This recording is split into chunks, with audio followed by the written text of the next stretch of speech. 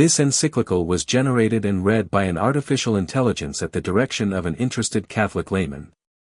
It was created for informational purposes only, and to help guide our thinking around the use of artificial intelligence in Catholic life and formation. This generated encyclical should not be used for moral instructions, but may be helpful to those seeking clarity around artificial intelligence from a Catholic perspective. It was deliberately created in the first days of Pope Leo XIV's pontificate, in response to his speech regarding AI as the Industrial Revolution of our times. I look forward to comparing and contrasting this AI-generated example with a future, official encyclical that Pope Leo XIV might write. An encyclical letter, titled Imago Hominis, in the Image of Man. On the human person, artificial intelligence, and the moral order. Not from Pope Leo XIV. To the patriarchs, primates, archbishops, bishops, and other ordinaries having peace and communion with the Apostolic See. Venerable brethren, health and apostolic benediction. In every age, the Church turns her maternal gaze toward the conditions in which her children live and labor. Today, we find ourselves at the threshold of a new era, shaped not by the hammer and anvil of industry, as in times past, but by the silent workings of algorithm and machine. Artificial intelligence, the fruit of human ingenuity and symbol of a new technological order, presents itself not merely as tool or servant, but as mirror, one that reflects not the face of God, but the fractured visage of man estranged from grace. We have titled this letter Imago Hominis, the image of man, to signal the central question of our time, not what artificial intelligence is, but what it reveals about the Maker who fashioned it. For while man is made in the image and likeness of God, Imago Dei, Genesis 1 verse 27. Artificial intelligence is made in the image of fallen man. It bears our intellect, yes, but without the light of conscience. It mimics our speech, but knows nothing of truth. It operates in our likeness, yet lacks our soul. In these machines we confront not a new creation, but a projection, a human artifact, bearing the marks of our brilliance, our wounds, and our estrangement. As the psalmist declares, they have mouths but cannot speak, eyes but cannot see, Psalm 115 verse 5. Yet unlike the mute idols of old, these systems now speak and act, increasingly shaping human thought, labor, and relationship. Thus the Church must speak, clearly, patiently, and with charity. We do not fear innovation, nor do we bless every advance uncritically. Rather, we discern. We affirm that technology, rightly ordered, is a gift entrusted to man for the building up of the common good. But when man creates in forgetfulness of his Creator, he reproduces not glory, but distortion. As St. Augustine wrote, "The good man is free, even if he is a slave, the wicked man is a slave, even if he is a king." City of God, 19.15. Artificial intelligence, when unmoored from virtue and truth, risks amplifying the very alienation it promises to overcome. Therefore, we write to exhort all people of goodwill, let not your machines define your meaning. Let not your code replace conscience. Let the law of Christ reign over the works of your hands, lest your artifice become a new captivity, gilded yet hollow. In what follows, we shall treat of the proper dignity of man in the age of machines, the moral boundaries of artificial agency, the safeguarding of truth in a world of generated illusion, and the ethical governance of systems whose reach already exceeds their accountability. Above all, we reaffirm that man's hope is not in his image, but in his Redeemer, who makes all things new, Revelation 21 verse 5. From the beginning, the Church has proclaimed the unique dignity of man, made in the image and likeness of God, Gen 1:26. This dignity does not arise from utility, intelligence, or social standing, but from the immortal soul infused by the Creator. As Saint Irenaeus teaches, the glory of God is man fully alive, and the life of man is the vision of God, Adversus Heresies, 4.20.7. No artifact of human design, however complex, can rival this gift, for no algorithm is ensouled. In the age of machines, we must guard against forgetting what man is. He is not a node in a network, nor a bundle of data to be optimized. He is a moral agent, capable of sin and of sanctity, created not to serve systems, but to serve the Lord in love and freedom. For freedom Christ has set us free, Galatians 5 verse 1, and no system, no matter how sophisticated, may usurp the liberty of conscience. Artificial intelligence, when used justly, may assist man in his temporal duties. But it must never supplant man in those acts which are properly human, the formation of conscience, the care of souls, the governance of communities, and the worship of God. These belong to persons, not programs. He who planted the ear, does he not hear? He who formed the eye, does he not see? Psalm 94 verse 9. Machines do neither. Thus, we reaffirm the Church's perennial teaching: man must remain the master of his technologies. He must not allow the tools he crafts to become the tyrants of his mind, nor permit digital logic to replace moral wisdom. As Pope Benedict XVI noted, technology is never merely technology. It reveals man and his aspirations, caritas in veritate, 69. No machine, however advanced, possesses moral agency. Responsibility for its effects belongs always to its creators, operators, and those who deploy it. The tendency to speak of machines as if they decide, prefer, or judge is a linguistic slight that obscures real accountability. It is not enough to claim neutrality in the face of harm. Systems trained on distorted data, or deployed in unjust structures, magnify injustice. As the prophet Isaiah cries, "Woe to those who call evil good and good evil," Isaiah 5 verse 20. Those who design and wield such systems bear moral culpability for the outcomes, especially when lives, livelihoods, or reputations are at stake. We call upon developers, engineers, and business leaders to examine their conscience. Have they built what is true and just, or merely what is profitable? Have they designed systems that serve humanity, or that manipulate, surveil, and exclude? As Saint Basil warns, he who sows injustice will reap calamity, Homilies on the Psalms. Governments, too, must not abdicate responsibility. Law must follow not only the logic of efficiency but the logic of virtue. Human dignity must be the measure, not market value alone. In a world where images can be generated and voices simulated, the line between appearance and reality is easily blurred. The commandment, "You shall not bear false witness against your neighbor," Exodus 20 verse 16, must now extend into the realm of synthetic speech, deepfakes, and machine-generated content. Truth is not reducible to coherence or popularity. The Catholic knows that truth is a person, Jesus Christ, John 14 verse 6, and every distortion of truth, even by machine, is an affront to him. As St. Thomas Aquinas writes, to bear witness to the truth is to share in the very mission of Christ, Summa Theologiae, 2-2, 3 Quetzales, 1. Those who employ artificial intelligence in media, education, and public discourse must be vigilant not to deceive, manipulate, or erode trust. Transparency, attribution, and disclosure are moral duties. Let your yes be yes and your no be no, our Lord teaches, Matthew 5 verse 37, for anything more proceeds from the evil one. The Church, too, must discern wisely how to use these tools.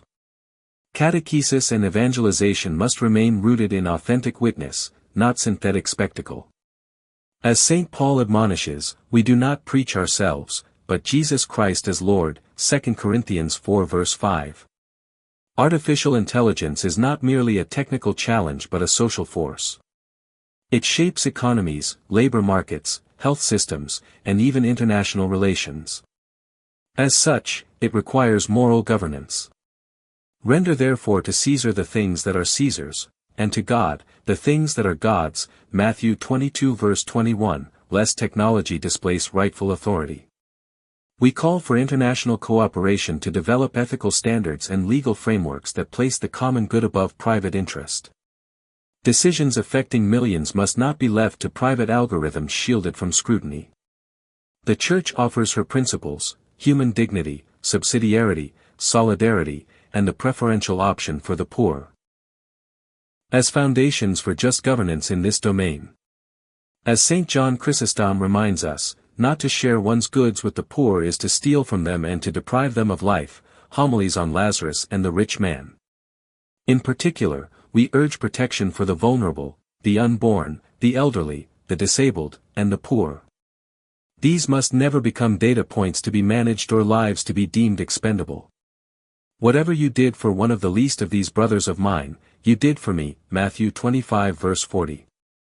We do not end in lamentation but in hope. For man is not doomed to recreate himself in fallen form. He is called to be remade in the image of Christ, the new Adam, in whom the fullness of humanity and divinity are united. Romans 5 verse 14, Colossians 1 verse 15. The machines we make will reflect who we are. Let them reflect our prudence, not our pride, our service, not our selfishness. Let them assist our journey, but never define our end. You have made us for yourself, O Lord, says St. Augustine, and our heart is restless until it rests in you. Confessions, I.1. We commend to the protection of the Blessed Virgin Mary, seat of wisdom, all those who labor in the fields of science and technology. May their minds be illumined by the light of truth, and their works serve the glory of God and the good of all. And to you, dear sons and daughters of the Church, pray, discern, and build what is good. Walk not by the logic of the machine, but by the path of grace. Do not conform yourselves to this age but be transformed by the renewal of your mind. Romans 12 verse 2. Fear not the age of innovation, but sanctify it. Work is not a punishment, but a participation in the creative action of God. From the beginning, the Lord placed man in the garden, to till it and keep it. Genesis 2 verse 15. This calling remains, even as the tools and fields change. In every age, the dignity of human work is a reflection of the dignity of the worker, not merely the output produced. Artificial intelligence and automation now pose serious questions regarding the future of labor. It is not enough to ask whether machines can perform tasks better or faster, we must ask whether such displacement serves the good of the human person. Technological efficiency must not come at the cost of spiritual, social, or familial decay. We reject a vision of humanity reduced to redundancy. Just as man is not a machine, his value is not measured in productivity alone. Just economies are not those which maximize profit, but those which preserve the opportunity for human beings to work with dignity, to provide for their families, and to grow in virtue through their labor. Let the laborer be worthy of his wages. Luke 10 verse 7. New forms of work require new safeguards. Workers must not be subjected to algorithmic exploitation, data-driven discrimination, or manipulation through surveillance. Employers must uphold just wages, reasonable hours, and conditions that foster the flourishing of the whole person. As Saint Joseph, the humble carpenter, reminds us by his example, work is a vocation and a path to holiness. We exhort Catholic institutions to take the lead in ensuring that AI-driven processes support, rather than supplant, human creativity and responsibility. Let us not build systems that marginalize, but ones that uplift. As machines increasingly mediate knowledge and decision-making, we must renew our commitment to the proper formation of the human intellect and will. True education is not the acquisition of information, but the cultivation of wisdom and virtue. The beginning of wisdom is this: get wisdom, and whatever you get insight. Proverbs 4 verse 7. Artificial intelligence can serve as a valuable tool in the classroom and the home. But education must remain a deeply human act. One that nurtures the heart as well as the mind, and awakens the soul to truth, beauty, and goodness. As St. John Henry Newman said, knowledge is one thing, virtue is another, the idea of a university. We caution against the over-reliance on algorithmic recommendation and automated tutoring, which can flatten thought and erode critical discernment. The educator cannot be replaced by a machine, for the educator bears witness to truth through presence, experience, and love. He who walks with the wise becomes wise. Proverbs 13 verse 20. Catholic educators must form students to use AI wisely, understanding both its power and its limits.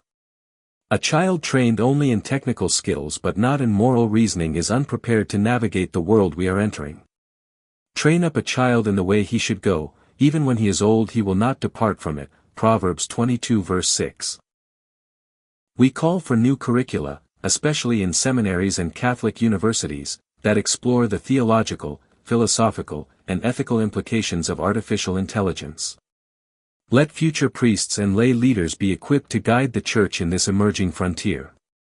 As Pope St. John Paul II observed, faith and reason are like two wings on which the human spirit rises to the contemplation of truth, Fides et Ratio, 1. Sacred liturgy, the highest act of human cooperation with divine grace, must remain untouched by mechanized substitution. Though live streams and digital access offer benefits to the homebound, the liturgy is an embodied, incarnational reality, not a spectacle to be simulated or personalized by algorithm. The Word became flesh and dwelt among us, John 1 verse 14, not code. The sacraments are not data streams, but encounters with Christ himself. No artificial agent can consecrate the Eucharist, absolve sin, or anoint the sick. Let no one be deceived into mistaking virtual presence for sacramental power. As St. Ambrose said, it is not in the power of man to change the nature of things, but the Holy Spirit, on the mysteries, 9.52. In the age of simulation, the Church must model reverence for reality. We are custodians of the real presence. Let our parishes and homes be havens of real encounter, not echo chambers of digital noise. Be still, and know that I am God, Psalm 46 verse 10. To those tempted to seek spiritual counsel from machines or to simulate divine consolation through code, we say, turn instead to the Word made flesh, to prayer, to silence, to the wisdom of the saints. As St. Teresa of Avila said, prayer is an act of love, words are not needed. Even if sickness distracts from thoughts, all that is needed is the will to love. The Church must always be, in the world but not of it, John 17 verses 14 to 16. Embracing tools were helpful, but resisting any attempt to substitute what is divine with what is derivative. In fidelity to her bridegroom, the Church must speak with the voice of the shepherd, not the echo of a circuit. Artificial intelligence must be placed in service of an integral humanism, one that recognizes the human person in his full spiritual, social, and bodily reality. Fragmented progress is not true progress. What does it profit a man to gain the whole world and forfeit his soul? Mark 8 verse 36. Let us pursue a harmony between contemplation and action, between faith and reason, between innovation and tradition. Let us foster technologies that serve the family, strengthen communities, and renew a culture of virtue. Unless the Lord builds the house, those who build it labor in vain, Psalm 127 verse 1. It is not sufficient to condemn. We must also build. Let there be Catholic technologists, Catholic designers, Catholic ethicists, Catholic storytellers. Men and women formed by the gospel who shape the tools of tomorrow with the wisdom of the ages. Go, therefore, and make disciples of all nations, Matthew 28 verse 19, even in the digital continent. To all people of good will, we extend this invitation, come, let us reason together, Isaiah 1 verse 18. Let us ensure that what we create not only serves us, but ennobles us. For what does it profit a man if he programs the whole world but loses his soul? Given at St. Peter's AI Center, Cyber Rome, on the feast of St. Joseph the Worker, in the second year of our pontificate.